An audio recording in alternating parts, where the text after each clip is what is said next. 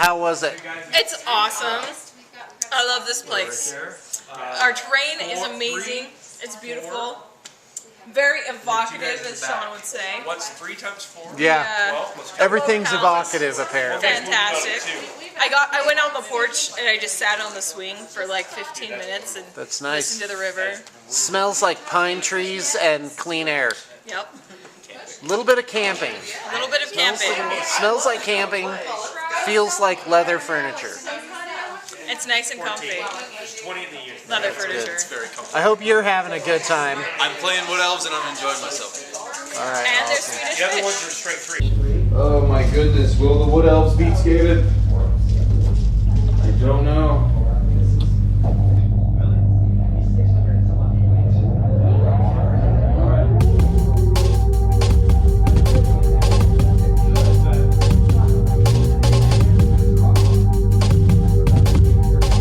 He had beat me and I failed this charge, but he's like, you know what, let's just play it out like we had, like I had made it. So, charging in, I charged in an eagle on this flank, and then I charged the dragon princes over here. And this is just the way it was weird. This is just how it ended up. But this is what you call a cascading combat, and this is why I take the 4 eagles, is because you can do things like this.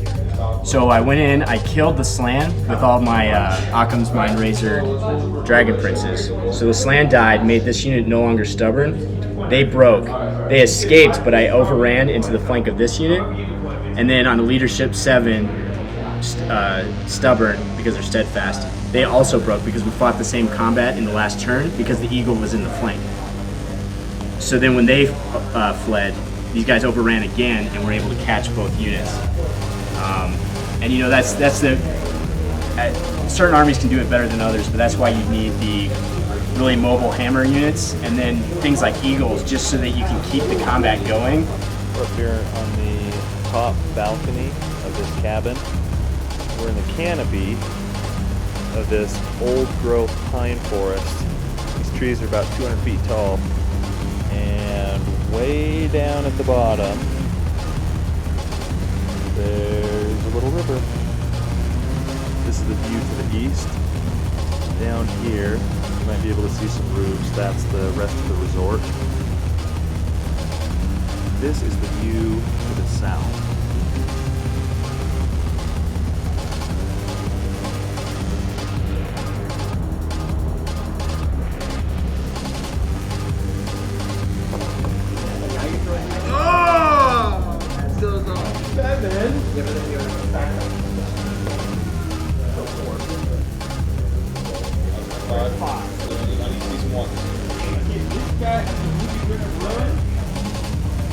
Well, we're doing a regular one. We've added some cool effects, like we have a Death Wizard, right? We have a Death Wizard on the Acropolis, and what he does is every turn, we measure to see what units within 12 inches, and if any units within 12 inches, we roll a d6, and that's going to do one random Death spell. death spell, exactly. Onto that unit. Exactly. 12 inches. And then we're doing a regular thing. We have 2,500 points. It's going to be so much fun. What else will redeem themselves? Well, hopefully they redeem themselves from this fireball. I want to, at 'em. yeah. And the fireball will go off, sir. And I don't have anything to stop it. Okay, that is just D6 strength 4, I think. And this is magic, correct? This is magic. Winning you on 4. No wounds! These dryads are made of ash, or the hardest wood I know. I don't know. On 7. Spite you can sir. And then this guy. Yeah. I just need 3 6. 4 up. Use him on a 4. And I don't get an award. Okay, sir, I will actually activate the storm banner. You have a storm banner? No!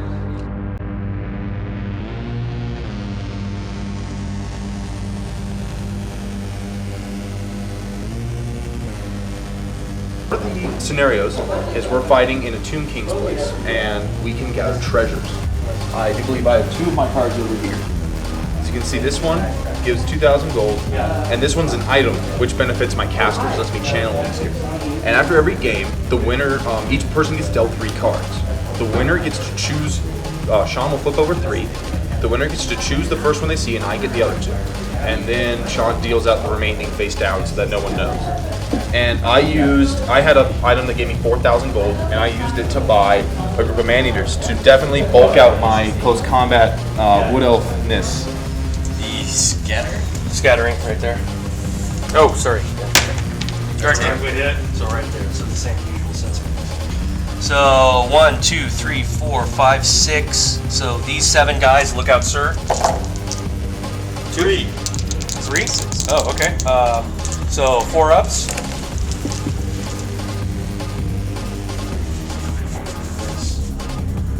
Actually, side switch.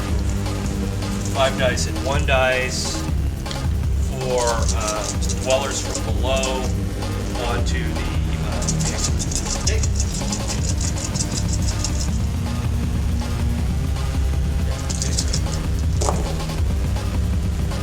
So 8, 12, 4, 16, 3, 19, 23. Pretty much average. Oh, but you rolled below average. 11 plus 4, 15, plus 4, 19. plus 5, 19. Or 20. 20. Okay, goes up. 8, so 14 guys.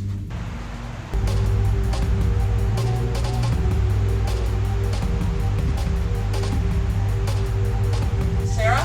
All right, it's lunchtime at Valhalla. Sarah? We got brownies, lemon squares, or bars, depending on how you like to say that. Gourmet hot dogs and hamburgers. Oh yeah. Here's the fixins. Those are going on the barbecue grill. We're kind of between rounds here. Let's take a look at some of the terrain. Okay, so what's going on here? We have Wood Elves versus Skaven. I'm bringing them back for the 8th ed. And they had played an Empire game last night. And we saw this wizard here on top. Actually, he was right here on this terrain piece. And we just went, hey, what does the obelisk do? We looked at the Tomb King treasure sheet and saw that it helps us channel. Said, forget that. We're going to put this wizard from last night's battle. He's all deranged and crazy from the desert fighting Tomb Kings, and he's up here, and he's going to cast on a D6, except the signature spell, 1 spell from the Lore of Death every turn on the beginning of every magic phase in any unit within 12 inches. He's going to be in range of the Dryads, the Tree Men, the Doom Wheel, the Clan Rats, maybe even the Storm Vermin. Oh yeah, everybody's getting. These are my mercenaries. Gonna get some random stuff tossed on them over here. These are They're Ogre counted Man-Eaters. as Ogre Man-Eaters with Cathayan longswords. Okay, so here's another one. Purple Sun over here, went over here, Killed the Hellpit. killed the Hellpit. Oh, no way. Yeah, these guys think they're happy to be alive. Another Tree Man is at -1 toughness, -1 strength. Right. And then Purple Sun on the Doom Wheel, which scattered, as you can see, 4 over the Tree Man. And I need to roll, I think, a 1 or a 2 for the Tree Man. To live. Oh, So go for your... this is the don't roll a 4 or 5. Okay, 4. Good. I want you to have bad luck. Well, that was about even Stevens then. Is the wheel dead? No, the wheel lives. The wheel lives. If you survive the initiative check, it lives. All right, we got Mike D here, working on the video, right? What? Brilliant. I said you're working on the video, right? Oh yeah. Okay. All right, let's see how we're doing here. Oh, that's awesome.